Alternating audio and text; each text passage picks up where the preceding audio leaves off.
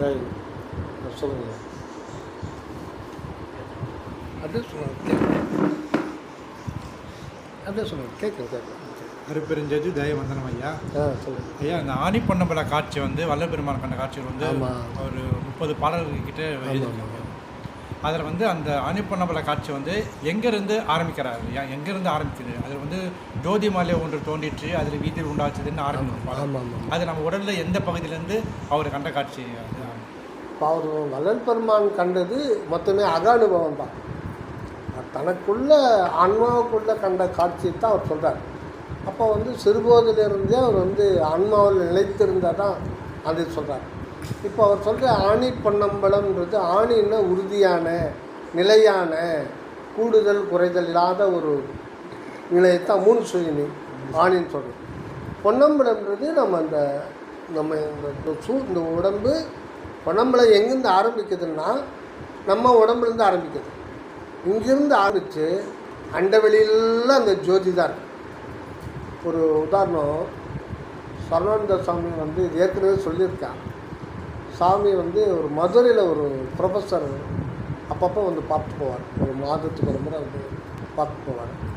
ஒரு முறை அவருக்கு ஏதோ ஒரு சூழ்நிலை இதெல்லாமல் வாய்ப்பில்லாத காரணத்தால் டிலே ஆகிடுது. அப்போ ரொம்ப வருத்தப்பட்டுக்கிட்டே வர்றார். ஏதோ சாமியை வந்து இவ்வளோ நாள் தாமதமாக பார்க்கணுமேன்னு சொல்லிட்டு சாமிகிட்ட திருவடியை வரையிட்டு பக்கத்தில் உட்காரார். ஒரு கவலையோடு இவ்வளோ நாள் விட்டமே. அடுத்த செகண்டே அவருக்கு வந்து எல்லாமே மாறிடுது. சாமி அவர் உட்காந்துக்கிற ஆசனம், அந்த ஹாலு, அங்கே மாட்டிச்சுக்கிற பொருள், சேரு, டேபிளு, ரூமு, ஜன்னல், கதவு, சாமி, இவருடைய உடம்பு எல்லாம் மறைஞ்சிது. இவருடைய பார்க்கக்கூட முடியல அவரால். அவரை சுற்றி ஒரு ஜோதி சூழல், அகண்டமான ஒரு ஜோதி சூழல், எங்குமே ஜோதியாக போயிட்டே இருக்கு. அது எல்லையில்லாத ஜோதி சூழல். அதுக்கு நடுவில் இவர் ஒரு உணர்வாக இருக்கார். சும்மா ஒரு 10 செகண்டு தோன்றி மறைது, அவ்வளோதான். இதுதான் இந்த ஒரு இதுதான் இப்போ நாம் பார்க்க போகிறோம். இதுதான் வள்ளலாருக்கு நிரந்தரமாகவே நிலைக்கிறது. அவருக்கு ஏகதேசம், அது கூட முழுமையானது இல்லை. அப்போ அந்த ஜோதி இப்போ வள்ளலார் ஞானிகளுக்கெல்லாம் வந்து இப்போது தியாகராஜன் ஐயா இல்லை ஐயா அம்மா அவங்களுக்கு தெரியாது.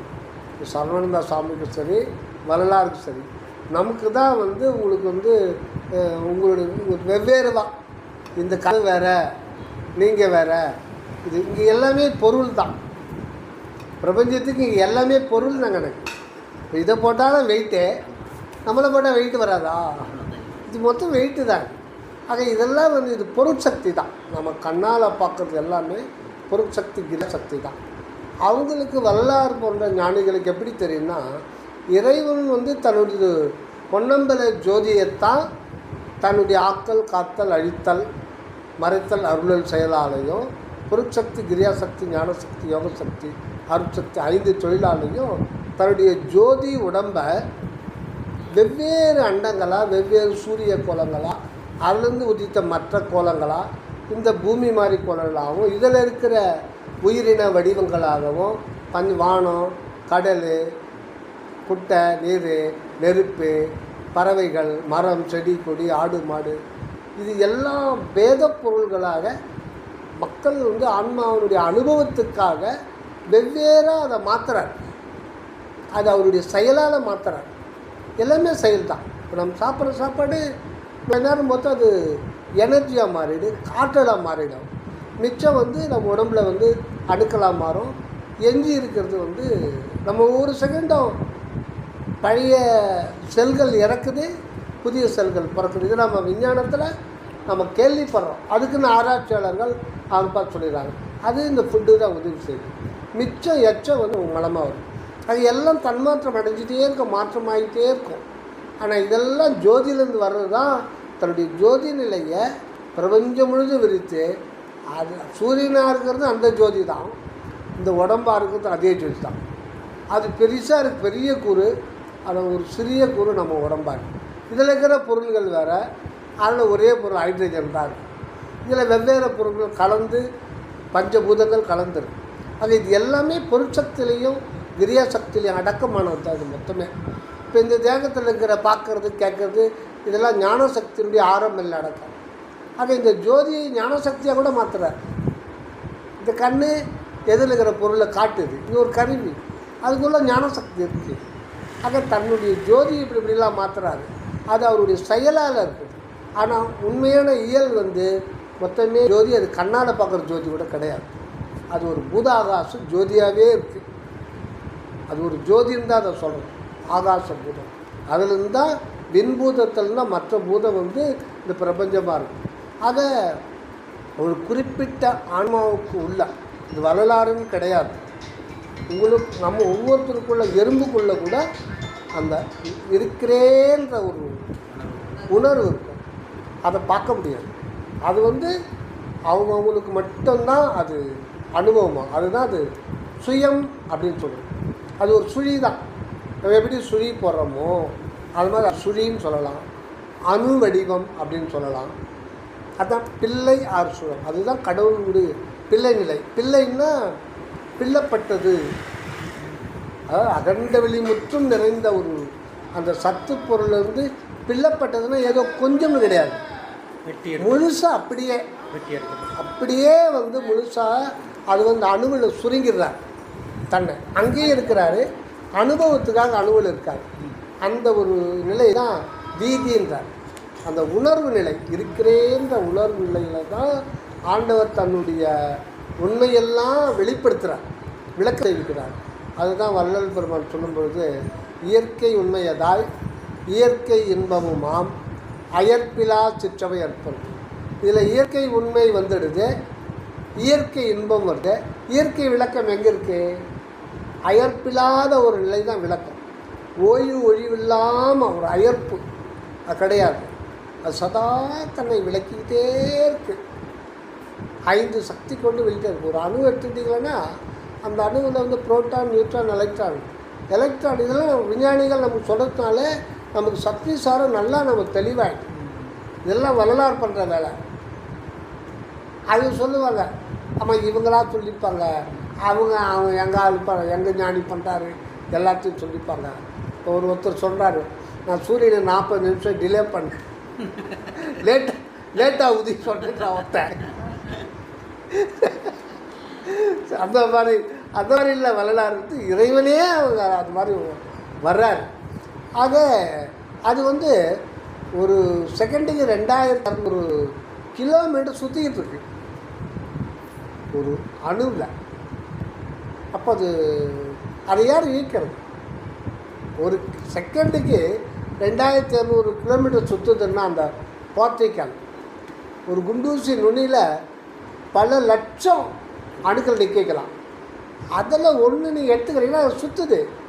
அது இறைவனுடைய நேரடி கண்காணிப்பில் இருக்குது. எங்கேருந்து? அதுக்குள்ளவே இருக்கார் பரிபூரணமாக.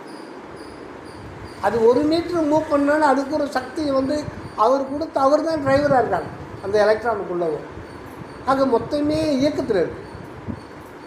எதுக்கு சொல்லணும்னா ஆணி பொன்னபல காட்சி. எதுங்க? ஆணி பொன்னபல காட்சி புரியல? ஆணி பொன்னபல காட்சி. ஆணி அதுதான், அது சொன்னேன் எங்கேயோ விட்டேன். ஆக அந்த இதில் இருந்து தான் அவர் பார்க்குறாரு. அணு இடத்துல இதில் சிற்றபையில் இருந்தது. அதுதான் அணுன்னு சொல்கிறது, சுழின்னு சொல்கிறது. அதை நான் நாம் சொல்கிறோம். நான் அல்லது இருக்கிறேன் அல்லது நான் இருக்கிறேன். ஆக இருத்தல், இந்த இருத்தல் அப்படின்ற ஒரு உணர்வு தான் நமக்கு காரண சரீரமாக இருக்குது. தூல சரீரம், சூக்கும சரீரம், காரண சரீரம். இந்த தூல சரீரில் இதயம் இருக்குது, நிறைய பார்ட்ஸ் இருக்குது. இதயம் இருக்கிறன்ற உணர்வு இருக்குமா? இருக்காது. எந்த பார்ட்ஸுக்கும் இருக்கிறன்ற உணர்வு கிடையாது. இல்லை இந்த சாப்பிட்ற சாப்பாடு ஆற்றலாக மாறுது. அது நம்ம நடக்கிறோம்னா அது ஆற்றல் தான். சாப்பிட்லாம் நம்ம நடக்கூட முடியாது. அது அந்த ஆற்றலுக்காவது இருக்கிற உணர்வு இருக்கா? நமக்கு இருக்கிறேன்ற உணர்வு எங்கே இருக்கு? அதுதான் நமக்கே தெரியல. அதுதான் வள்ளல் பெருமான் இருந்த திசை சொல்லாதீங்க. அது எங்கேருந்து வருது? அது தொடர் நிகழ்ச்சி. அந்த நிகழ்ச்சி காரியத்தில் இருக்குது. அந்த காரியத்துக்கு உள்ள காரணமாக இறைவன் இருந்து அது தொடர்ந்து நிகழ்ச்சி தன்னை அப்படி நிகழ்த்தி கொண்டே இருக்கிறார். விளக்கம் தொடர் நிகழ்ச்சி தான் நாம். இந்த உடம்பும் தொடர் நிகழ்ச்சி தான். எல்லாமே தொடர் நிகழ்ச்சி. நம்ம பார்க்குற அனைத்துமே தொடர் நிகழ்ச்சி தான். நம்ம இந்த ஒரு மலையை பார்க்குறோம், அது எத்தனையோ லட்சம் வருடம் முன்னாடி இருந்துகிட்ருக்கோம். அது அப்படியே இருக்கான கிடையாது. ஒவ்வொரு செகண்டுக்கும் அது தொடர் நிகழ்ச்சியாக இருக்கும். புரியுதா உங்களுக்கு? ஏன்னா ஒரு சிறிய கடுகளவு கல்லுக்குள்ள பல லட்சம் கோடி அணுக்கள் இருக்கு, மெட்டல் அணு. அதை ஒரு அணு எடுத்துங்க, இது டீப்பாக விசாரிச்சா அது விஞ்ஞானமே, பொய் இல்லை. நீ அதில் எலக்ட்ரான்ஸ் இதே இருக்கும். கொஞ்சம் ஒரு செகண்டு அது சுற்றலைன்னாலும் இடத்துல அணுவாக இருக்காது, அது ஆற்றலாக தான். அது சுற்றிக்கிட்டே இருந்தால் தான் உள்ள புரோட்டானுக்கு வந்து ஒரு ப்ரொடெக்ஷன். இந்த எலக்ட்ரான் இல்லாமல் புரோட்டான் இருக்க முடியாது. புரோட்டான் இருந்து எலக்ட்ரான் இருந்து அது ரெண்டுமே ஆப்போசிட்டு எலக்ட்ரிசிட்டி, பாசிட்டிவ் நெகட்டிவ். அது வந்து நேர் மின்சாரம், எலக்ட்ரான்ஸ் எதிர் மின்சாரம். இது ரெண்டும் ஒன்றா என்னென்னா அது நம்ம இது பண்ணுறோம்ல ரெண்டு ஒயரை, அது இதாகிடும், எரிஞ்சு போயிடும், அது இதாக இருக்காது. அது நிலைச்சிருக்கணும் அப்படின்னா நடுவில் நியூட்ரானை வைக்கிறாங்க. ஆக ஒன்றுக்கு ஒன்று 3 முக்கியத்துவம். இதில் எலக்ட்ரான் மனுஷன் இயக்கத்திலேயே இருந்தால் தான் அதை இயக்கிறது புரோட்டான். ஆக இது 3மே ஆற்றல் தான். அது ஒரு தொடர் நிகழ்ச்சி. அது எலக்ட்ரான் ஓடிக்கிறது ஒரு நிகழ்ச்சி தானே, நிகழ்ச்சி. இந்த நிகழ்ச்சி தொடர்ந்து அது ஒரு பொருளாக இருக்க முடியும், ஒரு அணு நிலைத்து இருக்க முடியும். இப்போ எலக்ட்ரான் ஓட்டம் நின்றுச்சுன்னு வைங்களேன், அந்த இடத்துல அணுவே இருக்காது, அது வந்து வேவ்ஸாக மாறிடும். அப்போ தொடர் நிகழ்ச்சி. இதே அணுக்கள் தான் ஒரு கடுகளவு இடத்துல பல லட்சம் கோடி இருக்குது, அதே தான் மலை. இப்போ ஒன்றுத்தில் நீங்கள் ஒரு பானை சோறுக்கு ஒரு சோறு பதம், ஒன்றுத்தில் நின்றுச்சுன்னு வைங்க அந்த நிகழ்ச்சி, இன்னும் அங்கே மலை இருக்காது. ஆக அது தொடர்ந்து சுற்றுதுன்னா அது ஒவ்வொரு செகண்டுக்கு அந்த வேலை நடந்துகிட்ருக்கு. ஆக மலை நீங்கள் பார்க்குறீங்கன்னா தொடர் நிகழ்ச்சி. அதுக்கு முன்னே இருந்தது அது போனது தான், அடுத்தது மலை இல்லை, அது தொடர் நிகழ்ச்சி. புரியுதுங்களா? நீ ஒரு பொறுப்பான தொடர் நிகழ்ச்சி. அதுதான் நடராஜருடைய நிகழ்ச்சி. அவர் ஒரு நடராஜர் ஒரு செகண்டு நடனத்தை நிறுத்தார்னா இந்த உலகமே சூன்யம், ஒன்றுமே இருக்காது. ஏன்னா அணுவே இருக்காது. இந்த பிரபஞ்சமே அணுக்களாக நம்மளாம் காணாமல் போயிடும். அந்த பிரபஞ்சத்தோட நடனன்றது எலக்ட்ரானோட சுழற்சி தான். எல்லாமே தொடர் விளக்கம், இயற்கை திருநடன தொடர் விளக்கம். அது நித்திய நிகழ்காலத்திலே நடந்துகிட்டு இருக்கு. அந்த ஒரு நிலை தான் நம்ம எல்லாமே தொடர் நிகழ்ச்சி. நாம் இருக்கிறேன்னா நேற்று இருந்து இப்போ கிடையாது, நேற்று இருந்து நாம் இப்போ கிடையாது. அதனால தான் நாளைக்கு இருக்கும்போது நமக்கு தெரியாது, நேற்று இருந்து இல்லாமல் இப்போ கிடையாது. அதுக்கு இப்போ 10 வருஷத்துக்கு 5 வருஷத்துக்கு முன்னாடி இருந்த இந்த பூதவானும் உங்களுக்கு ஒன்றுமே கிடையாது, இது டோட்டலாக புதுசு தான். இது விஞ்ஞானம் சொல்லுது. அப்போ அதே மாதிரி தான் அந்த காரண சரீரம் தொடர் நிகழ்ச்சி. ஆனால் அது நித்திய நிகழ்ச்சி. தன்னை இருக்கிறேன்ற அந்த உணர்வு அவருடைய இருப்பிலிருந்து விளக்கமாகிட்டே இருக்கு, அது விளங்கிக்கிட்டே தான் இருக்கும். நாம் விரும்பினாலும் விரும்பாவிட்டாலும் நாம் இருந்து தான் ஆகணும். அதுதான் நம்ம தலையெழுத்து. அந்த தலையெழுத்து தான் இறைவனுடைய ஓங்காரம். அதுதான் எழுத்துன்னு. எழுத்தறிவித்தவன் இறைவன் ஆவான். ஒரு வாத்தியார் சொல்கிறார், எழுத்தறிவித்த இறைவன். எப்படி சார்? ஆனால் ஒத்துக்க மாட்டேன் பையன்.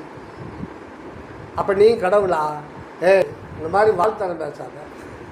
அவையார் சொல்லிட்டு போயிருக்காங்க, எழுத்தறிவித்தவன் இறைவன். சார் நீங்கள் கற்றுக் கொடுக்குறீங்க, 39ஆம் தேதி உங்களுக்கு சம்பளம், 31ஆம் தேதியே சம்பளம் கொடுத்துட்றாங்க. நீங்கள் எப்படி கடவுள் ஆகிங்க? எனக்கு வாய் கொழுப்பு ஜாஸ்தி ஆகிடுச்சு. அது கிடையாது சார். யார் சொன்னது? எங்கள் தாத்தா ஒருத்தர் இருக்கார், அவர் இதுக்கு உண்மையான அர்த்தம் சொல்லுவார். நாளைக்கு வந்து சொல்கிறேன் அப்படின்ட்டு போயிட்டான். எழுத்து அறிவித்து அவன் இறைவன் ஆவான். எழுத்தறிவித்தவன் இறைவன். ஆசிரியர் கடவுளாக ஆக முடியும். எப்படி கடவுளாக முடியும்? கடவுளாக இருந்தாலும் சாவானா? ஜுரம் வருமா? வராது. எழுத்து அறிவித்து, அந்த எழுத்து ஓங்கார எழுத்து. ஆ உ இம். இதைத்தான் வந்து ஆவை உடலாக்குறாரு, ஊவை உயிராக்குறாரு, இம்மை தானாக்கி வச்சுருக்காரு. அது அனாதியாக இருக்கும். இந்த ஒரு நிலை தான் எழுத்து அறிவித்துன்னா அவரே வாழ வர்றார். அப்போ வாழ வந்திருக்கிறது இறைவனாகும் இந்த அர்த்தம்.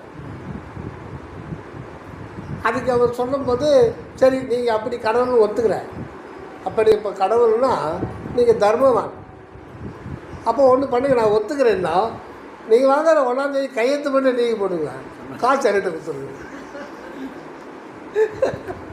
நீ இறைவன் அது செய்யணும் இல்லையா? இப்போது அங்கே நடு நிற்கிறேன். அதான் வந்து அந்த நான் அப்படின்ற உணர்வு தான் இது அடிப்படையே, வேறு எதுவும் கிடையாது. இது வந்து ரொம்ப சிம்பிளானது, கஷ்டம்லாம் ஒன்றும் கிடையாது. அதனால தான் வள்ளல் பெருமான் பாடும்போது புன்புலால் உடம்பின் அசுத்தமும் இதனில் புகுந்து நான் இருக்கின்ற புணர்ப்பும் என் புலாமணியை எண்ணி நான் எண்ணி ஏங்கிய ஏக்கம் நீ அறிவார். இந்த நான் இருக்கின்ற அந்த உணர்வை கொண்டாந்து இந்த மாமிசத்தில் வச்சிட்ருக்கீங்க, அது எவ்வளோ புனிதமானது. புலால் உடம்பின் அசுத்தமும் இதனில் புகுந்து நான் இருக்கின்ற புணர்ப்பும், இதில் வந்து புணர்ந்துட்டேன். அதுதான் போக்கும் வரவும் புணர்வுமிலா புண்ணியம். அது தனியாக தான் இருக்குது. ஆனால் அஞ்ஞானத்திரையினால் அதோடைய கதிர் வீச்சு எல்லை கடந்து இந்த பூத நிலை வரை வந்துடுது. அதனால் இதையே இந்த எட்ஜு தான் நானும் நினச்சிக்கிட்டு நம்ம ஏமாந்து போகிறோம் வாழ்க்கையில். அதனால் பிறப்பு இறப்புன்னு சொல்லிட்டு நம்ம சொல்லிக்கிறோம். ஆக அந்த நிலை, அந்த கடைசி பாடல் கூட வரும், என் சாமி எனது துறை என்னுயிர் நாயகனார் இன்று வந்து நான் இருக்கும் இடத்தில் அமர்கிறேன். அதுதான் ஆன்மா. இந்த ஆன்மான்னா என்ன போடா ஒன்றுங்க, விஞ்ஞானம் எவ்வளோ முன்னேறி போச்சு, இந்த காலத்தில் போய் ஆன்மான்னு டைம் என்னடா வேஸ்ட் பண்ணுறேன். ஆன்மான்னு சொல்லி சோறு வந்துடுமா கேட்குறேன்ல. இந்த நான் இருக்கிறேன் அப்படின்றது நீ இருக்கிறல்ல, நீ ஆன்மா இல்லைன்னு சொல்கிற. சரி வாஸ்தவம் விட்டுறாயிட்ட, உனக்கு அறிவு இருக்கா அப்படின்னு அவனை கேட்டு பாருங்க, கோபம் வருமா வராது. அறிவுத்தான் அவன் வந்து வேறு ஒரு லாங்குவேஜில் வந்து ஆன்மான்ட்டான். சரி அதை நீ இருக்கிறது உண்மை தானே, அதை தான் ஆன்மான்ட்டான். அதுக்கு ஒவ்வொரு எழுத்துக்கும் ஒவ்வொரு அர்த்தம் இருக்குது. ஆக அந்த நான் இருக்கிறது இருத்தல், அது எறும்புக்கும் அதே ஒரு உணர்வு தான் அது எல்லாருக்கும். அதுதான் சிச்சனை. ஆனால் அதுக்குள்ளே இருக்கிறது நமக்கு தெரியாது. அதுக்குள்ளே என்ன இருக்குது அதுதான் நமக்கு தெரியாமல் இருக்கும். அதுக்குள்ளே இருக்கிறது தெரியாது, தொடர்ந்து நிகழ்ச்சி. அதனால தான் நம்ம இன்றைக்கி மசாலா தோசை சாப்பிட்டா என்ஜாய் பண்ணுறோம். ஆனால் அடுத்து திருப்பி கொஞ்சம் நேரம் கேப் விட்டு திருப்பி இந்த கடையில் போனால் மசாலா தோசை சாப்பிட்றோம். காலம் ஃபுல்லாக கடையில் மசாலா தோசை சாப்பிட்றோம். அது கூட வேண்டாம், நீங்கள் 3 ஜாங்கிரி வைக்கிறோம்,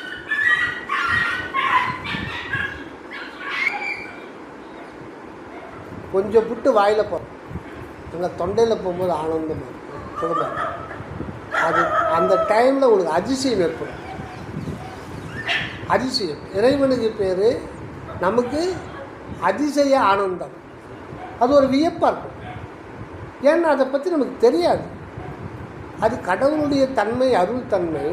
அந்த தன்மையில் ஏகதேச கூறு அதை வச்சுருக்கார், சுவையாக வச்சுருக்கார், அதை வச்சுருக்கார். அவருடைய தன்மையில், அதாவது ஒரு கடல் நீர், கடல் அற்பெரும் கடல்னால் அதில் ஒரு ட்ராப் எடுத்து அதை கோடியாக பெற்று, அந்த கோடியில் ஒன்று எடுத்து அதை பல கோடியாக பெற்று, அதில் ஒரு சிறு கூறு தான் அந்த ஜாங்கரில் டேஸ்ட்டாக வர்றார் கடவுள். அவருடைய தன்மை இப்படி தான் நமக்கு அனுபவப்படுத்தலாம். ஆனால் அதை நீங்கள் அந்த தன்மையை அவர் காட்டவே மாட்டார். அதை நீங்கள் சாப்பிடும்போது நினைப்பு மரப்பில்லாத தன்மை வந்துடும். அந்த இடத்துல அதிசயப்படுவீங்க. அப்போ தான் அதிசயப்பட்டால் தான் அங்கே ஆனந்தமாக இருக்கும். இப்போ நீங்கள் ஒரு சூழ்நிலையில் ஒரு கவலையாக பயமாக அப்போ ஜாங்கிரி சாப்பிட்டா அவருடைய இன்பம் தன்மை ரொம்ப ரொம்ப கம்மியாகிடும், ரொம்ப கம்மியாகிடும். ஒரு கவலை இருக்கா, கவலையில் வந்து ஒருத்தர் கொடுக்குறாங்க திருப்பதி இல்லாட்டி சாப்பிடுங்க, வேணாங்க பிரசாதம், அது சரியாக தாங்க, அதை அனுபவிக்க முடியாது. காரணம் உங்களுக்கு மைண்டு வேறு. ஆக ஒரு போகத்தை அனுபவிக்கும் போது நினைப்பு மரப்பற்ற தன்மை வந்துடும். ஒன்று அதிசயப்படுது, இங்கேருந்து இறங்கின உடனே அந்த அனுபவம் நம்மது கிடையாது. அந்த அனுபவம் அதுதான் முடிஞ்சு போச்சு. அந்த அனுபவம் அது இந்த அனுபவம் நீங்கள் வந்து சேவ் பண்ணவே முடியாது. அது காரண சரீரத்தில் ஓங்காரத்தில் என்ற ஜோதியில் சேவ் ஆகிடும். காரண சரீரத்தில் சேவ் ஆகிடும். எப்படி சேவ் ஆகும்னா அனுபவ ஞாபகமாக தான் சேவ் ஆகும். அனுபவமாக சேவ் ஆகும். அனுபவ ஞாபகமாக சேவ் ஆகும். அப்போ நீங்கள் அடுத்த பிட்டு போடும்போதும் நல்லாயிருக்கும். இன்னொரு ஜாங்கிரி கூட இருக்கும். முன்னே சாப்பிட்டீங்களா தெரிஞ்சிங்களா, சேவ் பண்ண முடியாது. அது போனது தான். ஒரு பல்ப் இருக்குது, எலக்ட்ரான்ஸ் ஃப்ளோ ஆஃப் எலக்ட்ரான்ஸ், அதனால் அது வந்து ஒளிருது. அது எலக்ட்ரான்ஸ் அதே ஒரு செகண்டுக்கு 2600 கிலோமீட்டர் வேகத்தில் போயிட்டுருக்கு. அவ்வளோதான். இங்கே சுவிட்சு கல்கத்தாவில் சுவிட்ச் ஆஃப் பண்ணிட்டாங்க. கல்கத்தா வரையில் எலக்ட்ரிசிட்டி போகுது. நீங்கள் ஆஃப் பண்ணிட்டா இல்லை என்ன ஆஃப் ஆகிடுச்சு போடுங்கன்னா, நீங்கள் சுவிட்சு தட்டினோன்னா அடுத்த செகண்டு 2500 கிலோமீட்டரில் பல்ப் எரியும். அவ்வளோ வேகத்தில் போயிடுச்சு. நம்ம போனது தான் அந்த வோல்டேஜ். அது திருப்பி யூட்டிலைஸ் பண்ண முடியாது. அதே மாதிரி தான் அது அனுபவத்துக்கு வராது. திருப்பி ஃபீட் பண்ணிக்கிட்டு தான் இருக்கணும். காலம் ஃபுல்லாக நீங்கள் எலக்ட்ரிசிட்டியை அது ஃப்ளோ ஆகிட்டே இருக்கணும். ஏன்னா அதை வச்சு திருப்தி அடைய முடியாது. அந்த டைமுக்கு திருப்தி உணர்வு அந்த டைமுக்கு ஏற்படுமே ஒழிய ஏற்பட்டு கொஞ்சம் வெறுப்பு ஏற்படலாமா, கொஞ்சம் நேரம் வெறுப்பு இல்லாமல் கேப் விட்ட பிறகு திருப்பி விருப்பு ஏற்படும். பழையது ஞாபகம் இருக்காது. ஆனால் காரண சரீரத்தில் நீ அதை போய் அனுபவிக்கிறது அனுபவம் ஞாபகமாகும். அதனால தான் டெய்லி எது சாப்பிட்டாலும் அது புதுசாகவே தான் இருக்கும். புதுசாகவே தான் இருக்கும். காரணம் ஆன்மா வந்து எப்போவுமே எவர் ஃப்ரெஷ், எப்பவுமே புதுசாகவே இருக்கும். எத்தனை கோடி காலமாகவும் புதியதாக இருக்கும். வடிவேல் ஒரு படத்தில் எவன்கிட்ட கேட்பான், போலீஸ் ஸ்டேஷனில், நீ புதுசாக வேலைக்கு வர அர்ஜுன புதுசா இல்லை பழசு சொன்னாங்களா? இது அகவலில் வந்தா பார்த்தீங்களா? பொது அது, சிறப்பு அது, புதியது, பழையது என்று அது வது வாழ்த்துகள் அற்புதங்கள். பொது அது இங்கே இருக்கிறது தான் அந்த பொது சிச்சவை. அதுதான் நான் இருக்கிறேன். நான் எறும்புக்குள்ளவும் அவர் பொதுவாக தான் இருப்பார். எல்லாருக்கும் அது பொது. ஒவ்வொன்றுத்துக்குள்ளும் முழுமையாகவே இருக்கிறது தான் ஆச்சரியம். தன்னை ஒவ்வொரு உயிருக்குள்ளவும் தனித்தனி ஒவ்வொருக்குள்ளேயும் அகண்ட வெளிமுற்று இந்த பூரணர் முழுமையாக இருக்கார். அங்கேயும் முழுமையாக இருக்கார். ஆனால் அங்கே அனுபவம் கிடையாது. இங்கே தான் அவருக்கு அனுபவம். அவருக்கு அனுபவ வாழ்வு தேவைப்படுன்னா எறும்பு தேவைப்படுது ஆரம்பத்தில். அப்புறம் நாயில் வர்றாரு, தேகத்தை மாற்றிக்கிட்டே இருக்கார். அதனால நமக்கு பிறவி ஞாபகம். காரணம் பிறவி எடுத்தது அவர் தான். இந்த டைம் பீயிங் தான் நமக்கு இன்பத்தை அனுபவிக்கிற மாதிரி நமக்கு தெரியும். டைம் பீயிங் தான் வயிற்றில் குத்த அடித்தா வலிக்கிற மாதிரி டைம். அந்த அந்த க்ஷணம் அதான் அந்த க்ஷணத்தில் தான் வந்து உங்களுக்கு நாம் அனுபவிக்கிற மாதிரி தெரியும். இப்போ அந்த காலத்தில் ஒரு 40 வருஷத்துக்கு முன்னாடிலாம் ஊரில் கல்யாணம் பண்ணுவாங்க. 40-50 வருஷத்துக்கு முன்னாடிலாம் வீட்லேயே தான் கல்யாணம் பண்ணுவாங்க. அப்போ மேக்ஸிமம் ஒரு என்ன பண்ணுவாங்க, சீரியல் லைட்டு செட் பண்ணுவாங்க. அதில் இப்போ வேறு மாதிரிலாம் மாடல் வந்துடுச்சு. ஒரே பல்பு தான் இருக்கும். அதில் கலர் காய்ச்சி சுற்றுருவான். மஞ்சள், ரெட்டு, அது பார்த்துருக்கீங்களாம்மா? நான் அப்போல்லாம் நோட்டு அது இப்போது உதவுது. சின்ன வயசில் கலர் காய்ச்சி சுற்றுருவான். ஒரே இது தான். அதே மாதிரி உள்ள அந்த லைட் பிரகாசிக்குது, அற்பெருஞ்சோதி என்ற ஒளி பிரகாசிக்குது. அதில் நமக்கு நீல நிறத்தை சுற்றி வச்சுருக்காங்க. அது வழியாக பிரகாசிக்கும் போது நீளமாத்தர். அந்த நீளம்தான் நான் என்ற ஒரு விஷம். நீளத்துக்கு இன்னொரு பேர் விஷம். வள்ளல் பெருமான ஒருத்தர் கேட்டது. வள்ளல் பெருமான் வந்து ஒரு ராத்திரியில் ஒரு இருட்டி போகிற நேரத்தில் போயின்னு இருக்கார். அவருக்கு முன்னாடி ஒருத்தர் போயின்னு இருக்கார். ஒரு குடியானவர் போயின்னு இருக்கார். அப்போல்லாம் இருட்டு இல்லைங்களா? அவர் வந்து வள்ளல் பெருமான் ஸ்பீடாக நடப்பாராம். ஸ்பீடாக போயிட்டுருப்பார். கையை இப்படி வச்சுக்கிட்டு வேகமாக போயிடுவார். அது சரவணந்த சாமி சொல்கிறார். பின்னாடி யாரானா கூப்பிட்டா திரும்பி பார்க்க மாட்டாங்க. பின்னாடி யாரானா கூப்பிட்டா திரும்பி பார்க்காமே பதில் சொல்லிட்டு திரும்பியே பார்க்க மாட்டாங்க. காரணம் அது என்னன்னா, மேலேறினேன் இனி விரைந்து கீழிறங்கேன். அப்படி திரும்பி பார்க்காததுக்கு ஒரு அடையாளம் என்னன்னா, முன் தேக உணர்வில் இருந்து திருப்பி வரமாட்டார். அவர் அங்கேயே இதாகிறார், இந்த இறைவனுடைய இறைவனாகவே வந்துடுறார். திருப்பி பழைய கீழ்நிலைக்கு வரவே மாட்டார். அதனால் திரும்பி இப்போ நிலைய காரணம் அது அந்த ஒரு நிலை. அந்த நிலையில் ஒன்றிட்டார். 1 2 எண்ணாத உண்மையில் நின்றேன். நின்னது தான். கொஞ்சம் ஏமாந்த தறிக்கி விட்டுடும் மாயை. அதனால திரும்பி அது புற ஒரு அடையாளம். அப்போது யாருங்க நீங்கள் வேகமாக போய் அவர் ஓவர்டேக் பண்ணிட்டு ஒரு முன்னாடி போயிடுறார் முக்காடு போட்டு. அப்போது யாருங்க நீங்கள் நான் ஒரு நீல வியாபாரி போயிட்டார். அப்புறம் ஒரு அன்பர் ஒரு சில நாள் கழிச்சு, சாமி நீங்கள் ஏதோ ஒரு நீல வியாபாரின்னு சொல்கிறீங்களாமே, அது ஆமாம் நான் நீளத்தை வாங்கிக்கின்னு அமுதத்தை கொடுக்குறேன், நீளம்ன்றது விஷம், அதுதான் நான் இந்த நானை வாங்கி நான் தானாக கொடுத்துட்றேன் அப்படின்ட்டேன். அந்த ஒரு இதில் வரும். அப்போ நம்ம ஒரு மலையை பார்க்குறோம்னா அது தொடர் நிகழ்ச்சி. முன் செகண்ட் அது இல்லை, அடுத்த செகண்டு அவர் நடனத்தை கன்டினியூ பண்ணத்தான் அடுத்த செகண்டு இருக்கும். நடனம் நிறுத்திட்டார், அதுதான் இயற்கை விளக்கம் சொல்லுது. அதான் இயற்கை உண்மையதாய் இயற்கை இன்பமுமாம் அயற்பது ஓய்வு இல்லாமல் தான். அதனால தான் வளர்ந்து வரும் ஒரு பாடலில் பாடுறார், மாளிகைப்பண்ணையில் உன் திருவடிகள் நோவாதா வருதுங்களா. அது ஒரு கற்பனையாக இப்படி தளர்ந்து இறைவன் செயல்பாட்டில் இருந்தாங்க. அந்த மாதிரி திருநடனம் செய்கிற மாதிரினா இப்படி டான்ஸ் ஆடிக்கிட்டு இருக்கியே, உன் திருவடிகள் அனாதிகாலமும் ஆடிக்கிட்டு இருக்கியே, உன் திருவடிகள் நோவாதா அப்படின்னு சொல்லிட்டு அது ஒரு இதாக பாடுறார். அப்போது அந்த மூன்றும் இருக்கிற நிலை தான் அந்த நானுக்குள்ளே இருக்கு. ஆனால் நமக்கு தெரியாது, ஒன்றுமே தெரியல. உண்மை விளக்கம் இன்பம், இயற்கை உண்மை இலக்கை விளக்கம் இயற்கை இன்பம். அதுதான் விண்ணப்பத்தில் 4 வில்லம் சொல்லுவார். இயற்கை விளக்கம் நிறைவான சத்திய ஞான சபை கண்ணு, இயற்கை உண்மை நிறைவாகிய அருட்பெருஞ்சோதி சொருபராய், இயற்கை இன்பம் நிறைவாகிய திருநடன செய்கையை எல்லா உயிர்கள் இன்பமடைதல் பொருட்டு புரிகின்ற அற்பெருஞ்சோதி ஆண்டார். இது 3 நிறைவாகி அனுபவப்படுகின்ற இடம் எதுன்னா அதுதான் நம் தலைக்கு நடுவில் இருக்கிற அந்த சிற்றிடம், அணு சுழி.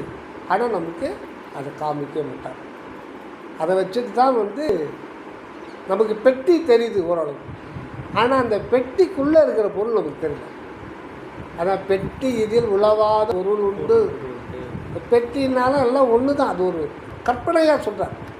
அதை திறக்க நான் முயல்கின்றேன், நீங்கள் தடுக்காதீங்க. தடுத்தீங்களன்னா வட்டி மேலே வட்டி போட்டு கொடுக்கிட்ட வாங்கிடுங்க அப்படின்னு ஒரு அர்த்தத்தில் பார்க்குறேன். ஆக அந்த பெட்டின்றது எல்லாமே அதை திறக்கணும். அது திறக்கத்தான் நெற்றிகள் திறக்கணும். அது திறந்துக்கிட்டால் தான் மனிதனுக்கு அழிவு இல்லை. இது அழிஞ்சாலும் அழிவு இல்லை, அது ஒரு விஷயம். ஆன்மான்றது அழியாது. ஆக அந்த சிற்றமையில் நிற்கிறார். நின்றுட்டு வெளியில் பார்க்குறது மொத்தமே ஜோதிமயம். அந்த ஜோதி எங்கேயுமே முடியாது. அதுதான் ஆச்சரியம். அணு நிலையிலிருந்து விரிஞ்சு தான் அந்த நான் இருக்கிறேன் தான் சிற்றமையாக மாறணும். முதல்ல நம்ம காரண சரீரத்தில் போய் நிற்கணும். அப்புறம் இறைவனுடைய தயவால் அதுக்குள்ளே இருக்கிற பொருளை நமக்கு நம்ம அறிவில் உணர்த்தணும். அப்போ நம்ம எவ்வளோ சாதனை செய்யணும். அந்த சாதனத்தை அதுதான் 10 தினங்கள் ஆன்மானுபவம். அதுக்கப்புறம்தான் இந்த பெருஞ்சோதியாக விரிகின்ற ஒரு நிலை. அதுதான் சிற்றவையும் பொற்றவையும் சொந்த எனதாச்சு. அந்த ஜோதிமலை ஒன்று தோன்றிட்டுன்னா இது முழுதுமே ஒன்று தான். அந்த எல்லையில்லாத அந்த பிரபஞ்சம் ஒரு செகண்டுக்கு 3 லட்சம் கிலோமீட்டர் விரிவடைஞ்சிட்டே இருக்கின்றான். எத்தனையோ பில்லியன் ஒளி வருடங்களுக்கு அப்பாலும் அந்த அண்டகோளங்கள்லாம் இருக்குதுன்னு இப்போ கண்டுபிடிச்சி சொல்கிறாங்க. இன்னும் முடிவு கிடையாது. ஆக அது அகண்டன் பேர். எங்கேயாவது முடியுமான்னா அதுக்கப்புறம் என்ன இருக்குன்னு ஒரு கேள்வி வந்துட்டுல்ல, அதுக்கப்புறம் என்ன இருக்கும்? அந்த கேள்வி வராத அளவுக்கு இறைவனுடைய ஜோதி எங்கேயும் வியாபித்திருக்காது. அது கண்ணால் பார்க்கக்கூடிய ஒன்று. அது ஒரு ஆகாச ஜோதி. ஆனால் அந்த ஜோதியை எல்லாமே மாத்திரம் நம்ம கண்ணுக்கு எது தெரிஞ்சோ இதுக்கு பின்புலத்தில் இருக்கிறது எதுன்னா அணுக்கள், அந்த அணுக்களுக்கு ஆதாரமாக இருக்கிறது எதுன்னா அந்த பொன்னம்பல ஜோதி தான். இதுதான் ஜோதிமலை ஒன்று தோன்றிட்டு அதில் ஒரு வீதி தான் இருக்குது. அந்த வீதி தான் நான் அதுதான் சிற்றவை. அந்த சிற்றவையில் இயற்கை உண்மையும் இயற்கை விளக்கமும் இயற்கை இன்பமும் நிறைவாக இருக்கிற ஒரு அணுத்துவமான வடிவம். அதுதான் ஒவ்வொரு எறும்பு கூட அதுதான் அவருடைய சொந்தமானது. ஆனால் எறும்பு அறிய முடியாது. அதை யார் அறிஞ்சிக்கிறாங்களோ அதுக்கு உரிமையோடு வரணுன்றார். நீங்கள் நான் சொல்லி வந்த பிரகாரம் ஜாக்கிரதையாய், ஜாக்கிரதை இப்போ இருக்கிற ஜாக்கிரதை இல்லை. எங்கேப்பா போகிற? அண்ணே மதுரைக்கு போகிறேன்பா. அப்படியா? ரொம்ப தொழுவா, ரொம்ப ஜாக்கிரதையாக போய் வா. இந்த ஜாக்கிரதை கிடையாது, அது ஆன்ம விழிப்புணர்வு. இது 3 நிலையை கடந்து ஆன்ம நிலையில் விழிப்புணர்வோடு இருக்கணும். அந்த ஒரு ஜாக்கிரதையாய் உண்மை அறிவாய் விசாரம் செய்து வாருங்கள். இதற்கு காரணமான தயவு அவசியம் இருக்க வேண்டியது. அதற்கு ஏதுவான உரிமையும் இருக்க வேண்டும். நீங்கள் உரிமையோடு கேட்கணும். அப்பா என்னுடைய சொத்து தான் அது, என் சொத்து, என்னுடைய ஆண்மனு என்னுடைய தானே, எனக்கு கொடுத்துரு. இவ்வளோ காலம் என்னை வந்து பிறவியில் துன்பப்படுத்தின, கொடுமைப்படுத்தின, அடித்தது போதும், இனியாவது அனைத்தது உரிமையோட கேளு. வேண்டாம், அங்கே வரவேற்பறையிலே சமையல் சாதம் இதுவே எனக்கு பிரமாதம், இங்கே இருக்கிற சுகமே நல்லா தானே இருக்குது அப்படின்னா ரைட்டு, ஓகே. அது தொடர்ந்து பிறகு வந்துகிட்டே இருக்கும். அந்த ஒரு நிலையில் அங்கேருந்து பார்க்கும்போது வரலாறு மட்டும்தான் இருக்கார். இப்போ சிற்றவை இருக்கார், அதை சுற்றி ஜோதி அவர் மட்டும்தான் இருக்கு. அப்போ அந்த சிற்றவைக்குள்ளே மற்ற எல்லோருமே நாம் அவருடைய சிற்றவையில் அடங்கிட்டுருக்கோம். அந்த மாதிரி ஒரு உங்களுடைய ஆன்ம தலைக்கு நடுவுகிற ஆன்மனுக்குள்ள பிரபஞ்சத்தில் இருக்கிற எல்லா ஆன்மக்களும் அதில் அடக்கம். ஒவ்வொன்றுத்துக்கும் அதே மாதிரி. அது ஒரு எறும்பு போது அதுக்குள்ளே அது ஒரு பக்குவான்மா வந்து அது சாதனை செய்யும்போது அது சாத்திரையில் தனக்குள்ளவே எல்லாமே அடங்கிடும். அப்போது அந்த ஒரு நிலைக்கு பேர் தான் அயலறியா அறிவு. அயலறியா அறிவுடையார் எல்லாரும் போற்ற நடராஜபதி மலர். அந்த ஒரு நிலையை தான் ஒவ்வொரு ஆன்மாவுக்கும். அப்போ இந்த நிலையை பற்றி தான் வள்ளல் பெருமான் சொல்லும்போது அட்டகத்தில் கடைசி பாட்டில் சொல்கிறார், எங்குமாய் விளங்கும் சிற்றபை இடத்தே. அந்த சிற்றபைக்குள்ளே போனால் அது எங்கும் விளங்குகிற ஒரு நிலை, அதுதான் பொன்னம்பலம். சிற்றபை சொல்கிறாரு, அது இது வந்து அது பொன்னம்பலமாக விரிஞ்சு எங்கும் விளங்குகிறது. அந்த வரியில் பொன்னம்பல நிலை அடைக்கிறார். எங்குமாய் விளங்கும், இது தங்குறது. சிற்றபையில் தங்கு நிலை, பொற்றபை விளங்கு நிலை. சிற்றபையில் தங்கியிருக்காரு, பொற்றபையில் விளக்குறாரு. எல்லாம் இயற்கை விளக்கம் தான். எல்லாமே செடி கொடி மரம் வானம் பூமி காற்று தீ எல்லாமே வந்து இயற்கையினுடைய விளக்கம். தன்னை பஞ்சபூதங்களாக விளக்கியிருக்கார். அந்த ஒரு நிலை இருக்கும்போது எங்குமாய் விளங்கும் சிற்றபை இடது. அப்போ அது அந்த பொன்னம்பலத்தை கவர் பண்ணிடுறார். இந்த சிற்றபையிலேருந்து விரிந்து தான் பொன்னம்பலம். அதனால் எங்குமாய் விளங்கும் சிற்றபை, அதுதான் ஜோதிமலை ஒன்று தோன்றிட்டு அதில் ஒரு வீதி, அந்த வீதி என்றது தான் சிற்றபை. அது எங்குமாய் விளங்கி கொண்டிருக்கிறது. அது அதனுடைய இயல்பு. அகண்டமாய் விளங்குகின்ற அணுத்துவ சிற்றபை. இப்போ ரெண்டுமே இறைவனுடைய வடிவம். ஒன்று அணு வடிவம், இன்னொன்று அகண்ட வடிவம். எங்குமாய் விளங்கும் சிற்றபை இடத்தே இது அது என உரைப்பரிதாய் தங்கும், அதுதான் தங்கும் ஓர் இயற்கை தனி அனுபவத்தை தந்து என்னை தன்மயமாக்கி பொங்கும் ஓர் ஆனந்த போகமுங்கி என புத்தமுதறுத்து எண்ணத்தை அங்கையில் கனி போன்று அமர்ந்தருள் புரிந்த அற்புதஞ்சோதி அரசு. எங்குமாய் தங்கும் ஓர் இயற்கை தனி அனுபவம். அந்த தனி அனுபவத்தில் வரலாறு மட்டும்தான் இருக்கார். அதுதான் யாவும் தானாய் நிறுத்தல். சிற்றவையும் பொற்றவையும் சொந்தமெனதாச்சு. அந்த வீதி அப்படின்னாலும் தெரு அப்படின்னாலும் அதான் தெருவிலங்கு திருத்திலைன்னு சொல்கிறார் இல்லைங்களா. தெருவிலங்கு ஏன் சொல்கிறாரு? தெரு அப்படின்னு அங்கே சொல்கிறதும் வீதி ஒன்று அதுதானே. வீதினாலும் தெருனாலும் ஒன்று தான், மார்க்கம்னாலும் ஒன்று தான். வீதி தெரு மார்க்கம் சாலை, சாலைக்கு போகிறது. எல்லாமே ஒரே பொருள் தான். வெவ்வேறு வகையில் வந்து நமக்கு ஒரு விளக்கம் கொடுக்குறாங்க. அது எதுக்கு சொல்கிறாருன்னா, அதுதான் நானே வழியும் சத்தியமும் ஜீவனுமாக இருக்கிறேன். அப்போ இறைவன் தன்னுடைய உண்மையை விளக்கம் செய்வதற்கு வழி எதுன்னா ஆன்மா தான். அதுதான் சாலையில் தான் விளக்க முடியும். இந்த இடத்துல விளக்க அணுத்துவ இடத்துல தான் அவர் தன்னை விளக்க முடியும். அந்த இடத்துல விளக்க முடியாது. ஆக இறைவன் தன்னை விளக்குவதற்கும் அப்படி விளக்கி கொண்டு சச்சிதானந்தத்தில் வாழ்வதற்கும் மனிதன் தேவைப்படுகிறான். அதுதான் அதை இயற்கை தனி அனுபவத்திற்கு அந்த தனி. அதே மாதிரி தான் திருச்சிற்றம்ப தெய்வமணி மாலையில் 13 பாடலும் நவரும்.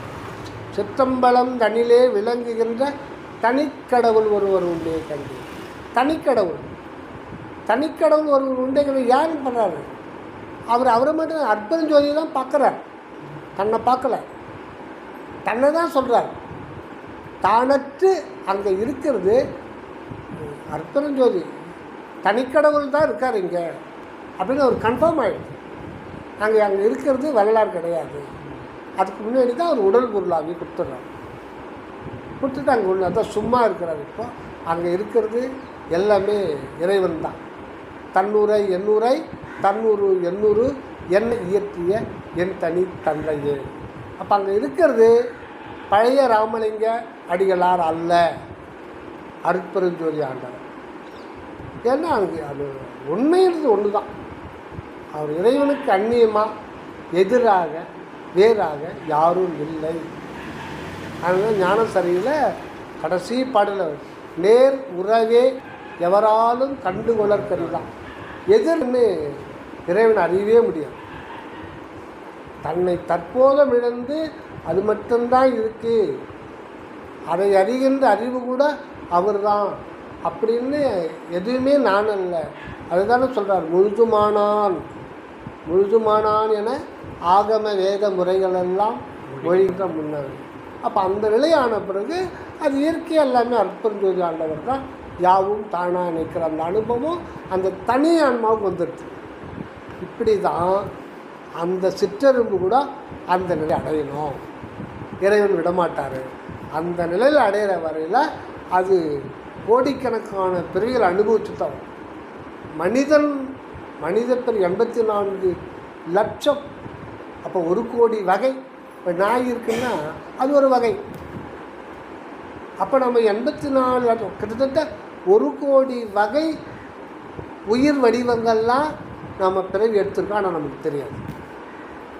அது தெரிஞ்சால் என்ன ஆகும்? அது தெரிஞ்சுட்டா போய் செத்துருவோம். ஐயோ வேணான்னு செத்துருவோம். வாழ்க்கையில் உற்சாகமே இருக்காது. ஆனால் தூக்கம் வர்றதே அதே தான். நம்ம காலையில் எழுந்துக்கிட்டு தூங்குற வரையில் இந்த மனம் பல்லாயிரக்கணக்கான எண்ணத்தில் பசிக்காக மனிதன் எவ்வளோ போராடும். பசிக்காக இதர சுகங்களாக வாழ்க்கையில் போராட்டம். இதில் மனம் எவ்வளோ சஞ்சலப்படும். அதனால் சாவடிச்சிடறேன். நைட்டில் சாவடாடி நைட்டில் செத்து போடணும். திருப்பி புதுசாக வர்றோம். பிறப்பில்லை. டெய்லி சாப்பிட்றோம்.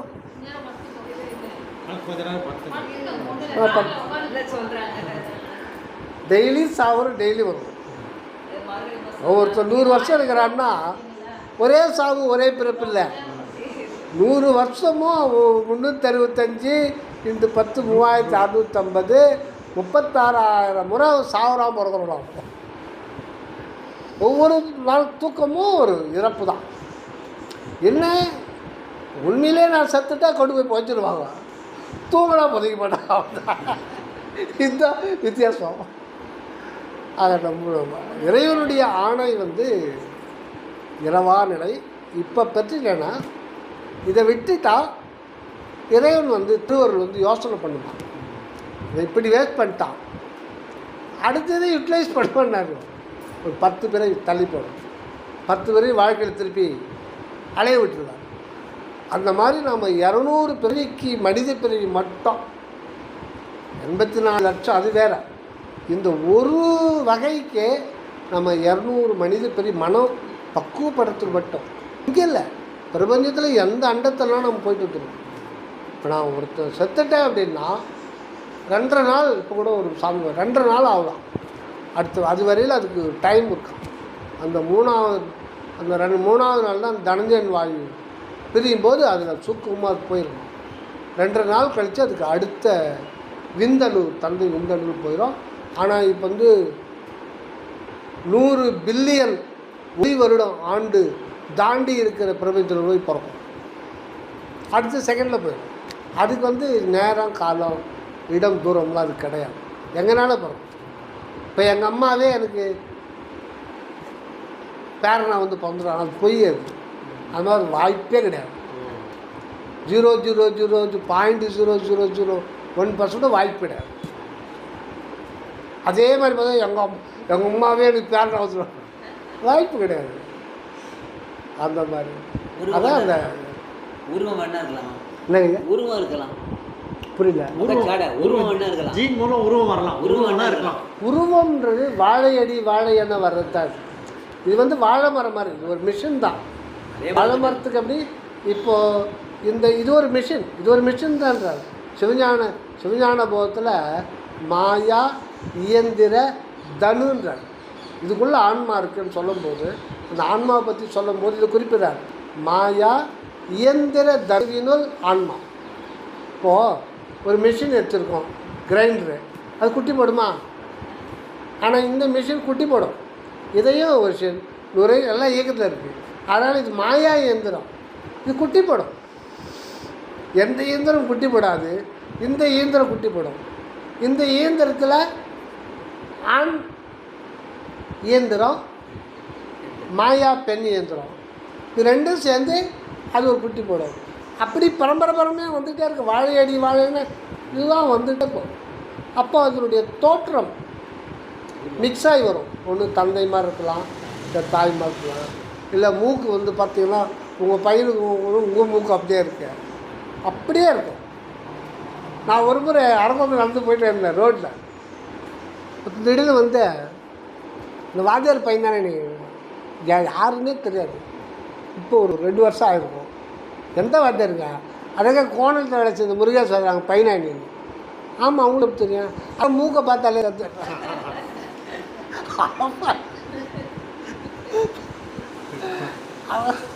அப்போ எங்கள் அப்பா இறந்துட்டார். அப்பாங்கிறாரு, அப்பா இருந்தாரு. அப்படிங்களா? அவர் அப்பாவை பார்க்கணுன்ற வேகத்தில் என்னை பார்த்து அவர் எங்கள் அப்பா நினைச்சினார் போல. அப்புறம் பார்த்தாரு, அவன் பையனானி அப்படின்னா, வாத்தியார் பையனா. அப்புறம் சொல்கிறாரு, நான் அவரை முன்ன பார்த்ததில்ல. ஓடி வர்றாரு, அப்பாவுக்கு ஃப்ரெண்டு போல, நமக்கு தெரியாது. எதுக்கு சொல்லணும்னா, அது சில இதெல்லாம் அம்மா மாதிரி இருக்கும், சில சமயத்தில் தாத்தா பாட்டு வரும். ஏன்னா அந்த விந்தணுவில் இருக்கிற அந்த அது உட்கரு இருக்குல்ல, குரோமோசோமில், அதெல்லாம் பதிவாயிருக்கு. ஜீனில் பதிவாயிருக்கு. அது வந்து இப்போது இதில் வந்து பையன் ஃபோட்டோ இருக்குன்னா நான் ஸ்க்ரீன்ஷாட் எடுத்துக்கலாம். அந்த குரோமோசோமில் இதயத்ததெல்லாம் இருக்காது. ஒருத்தருக்கு வந்து நல்லா இருப்பார், அவன் பிறக்கிற குழந்தை இதயத்தில் இயற்கையிலே பிரச்சனை இருக்கும். அதை ஒன்று அது கர்மா தான். ஆனால் அவர் புறத்தோற்றம் எப்படி இருந்தது கூட அந்த குரோமோசோமில் ஆண்டவர் பதிய வச்சிடறாங்க. அதனால நீங்கள் பார்த்தீங்கன்னா உயிரினங்கள்லாம் தன்னை மாதிரியே இருக்கேன்னு ஒரு, அதனால தான் இப்போ நீங்கள் உங்கள் பிள்ளையில் பார்க்க உங்கள் மாதிரியே இருக்கும்போது நான் தான் அது ஒரு ஃபீலிங்கில் வச்சுருவார். அதனால தான் நீங்கள் குழந்தைங்க வந்து நீங்கள் தன்னுடைய உயிரை விட அதிகமாக நேசிக்கிறதுக்கு காரணம் அதுதான். தன்னை போலவே குத்துறான், இல்லை அம்மா போல குத்துறான், இல்லை தாத்தா போல இருப்பார். என் பெரிய எதுனா எங்கள் அப்பாவுக்கு அண்ணன் ஒருத்தர் இருந்தார், டெட்டாவும் அப்படியே இருக்கும். அந்த குரோமோசோம் அது அடங்கிடும். சில பேர் தாத்தா மாதிரி இருப்பாங்க. அதை எங்கள் இல்லை மிக்ஸ் ஆகிடும், மொத்தம் சேர்த்து மிக்ஸ் ஆகிடும். என்னடா யாருக்கே கண்டுபிடிக்க, அப்பா மாதிரி இருக்கா, அந்த சைடில் பார்த்தா அம்மா மாதிரி, அது வர்றது. அது வந்து சொல்ல முடியாது. அதனால் ஆன்மா வேறு, அது தனி ஆன்மா. நம்ம ஒரே குடும்பத்தில் இருந்தாலும் நம்முடைய சுகதிக்கும் வேறு தான், அவங்க போகிற ரூட்டு வேறு தான், ஒரே குடும்பத்தில். அது ஒவ்வொருத்தரும் தனி ஆன்மா. அது பிரபஞ்சம் செலுத்திக்கும். அவங்கள எந்த வழியில் செலுத்துகிறோமோ அந்த வழியில் அந்த பிரபஞ்சம் செலுத்திக்கும். அந்த ஒரு தான் ஆணி பொன்வடத்தை கண்ட காட்சிகள். ஜோதிமலை ஒன்று தோன்றிட்டு அதில் ஒரு வீதி உண்டாச்சு அப்படின்னு சொல்லிட்டு அப்புறம் அந்த அனுபவத்தை சொல்லிட்டே வரும்போது கடைசியில் என்ன முடிக்கிறாரு, எல்லாத்தையும் சொல்லிட்டே வந்து அந்த அன்னையை கண்டேன், அவள் அருள் பெற்றேன், அப்பாலே சென்றேனடி, நடராஜர் சந்நிதி கண்டேன் சென்றேனடி, சந்நிதிக்குள் நான் சென்றேன், நான் பெற்ற பேர் அது சாமி அறிவாரடின்னு சொன்னார். என்னென்னா அதுதான் சமணந்த சாமி. அங்கே இப்போ வள்ளலார் அந்த பேரின்பத்தை அனுபவிக்கிறாரா, கடவுள் அனுபவிக்கிறாரா? கடவுள் தான் அனுபவிக்கிறாரா, வள்ளலார் கிடையாது. அப்போ வள்ளலார் இருந்தது, வள்ளலாராக இருந்து அனுபவிக்கிறார். அந்த வள்ளலாரை தன்மையமாக்குறார். அந்த தன்மையம் தான் அங்கே இருக்கிறது ஒன்று தான். அந்த அருளால், தன்னுடைய அருளால் தன்னுடைய தன்மையை சித்து என்கிற நானாக்குறார். ஆக அது அவருடையது தான். அவர் அந்த சித்து என்கின்ற அறிவு தானே தான் இருக்கிறதால அந்த சித்து வழியாக அந்த சத்து அனுபவிக்குது. ஆக சச்சிதானந்தம் கடவுளுக்குரியது. அதனால தான் சாமி அறிவாளின்னா, சாமி இவ்வளோ நேரம் நான் அத்தை பார்த்தேன், இத்தை பார்த்தேன், அம்மையை சொல்கிறேன், கடைசியில் நடராஜர் சந்நிதிக்கு போனேன், நான் பெற்ற பேர் இது சாமி அறிவாரடி. எனக்கு தெரியாது, அது எல்லாமே அவருடைய பேர், அவருடைய முடிக்கிறார். ரொம்ப அற்புதமான பாடம் இருக்கும். நன்றி நன்றி. நான் கூட சீக்கிரட்டாக தான் வச்சிருக்காருன்னு நினச்சேன். என்னங்கய்யா கடைசியில் சாமி அறிவார் அடி சொல்கிறாரு இல்லையா, அது வந்து சொல்ல முடியாதுன்ற மாதிரி நினச்சிட்டு இருந்தேன். அது இன்னொருத்தர் சொல்ல முடியாது. இருந்தாலும் அதை அனுபவிக்கிறதே அவரு தான். இப்போ நீங்கள் சொல்கிறது அது அந்த நிலையை வந்து அனுபவிக்கிறது அவர் பிரிஞ்சு ஆண்டவர் தான். ஆண்டவர் தான். ஆமாம், அதனால் சொல்ல முடியாது. இப்போ அவர் காரியத்தை முடிச்சுக்கிட்டார். செடி கொடி மரத்தில் சொட்டா சிலைகள் ஆரம்பித்து அது கோடிக்கணக்கான பிறவிகள், கோடிக்கணக்கான ஆண்டுகள் கழித்து ராமலிங்க அடிகளால் வந்து அவருடைய காரியத்தை இப்போ தான் முடிக்கிறார். தன்னைத்தானே அனுபவித்தார். இப்போ தான் அவருடைய இது நிறைவேறும். இந்த நிலையில் தான் அவர் வந்து இப்போ அவர் வந்து சச்சிதானந்த வண்ணராக இருக்கார். சச்சிதானந்தம் யார் சொல்கிறது? அது முன்னாடி இருந்து எப்போ இருக்கிறது? அது கடவுள் தான். அந்த ஆனந்தத்தை இன்னொருத்தரை அனுபவிக்க முடியாது. அதான் சிவமாக்கி என்னையாண்ட மாணிக்கவாசகர் சொல்கிறார். வல்லார் சொல்கிறார், என்னையும் சிவமாக்கும் தெய்வம், தாயாகி தந்தையுமாக வரும் என்னையும் சிவமாக்கும் தெய்வம்ன்றார். தன்னை அந்த ஒரு ஆன்மாவை சிவமாக்கிக்கிட்டுவார். அப்புறமே அது அங்கே அனுபவிக்கிறது, அங்கே இருக்கிறது, அந்த சச்சிதானந்த அனுபவம் அனைத்தும் கடவுளுக்குரியது எல்லாமே. தயவு அற்பரும் ஜோதி, அற்பரும் ஜோதி, தனிப்பெரும் கருணை, அற்பரும் ஜோதி.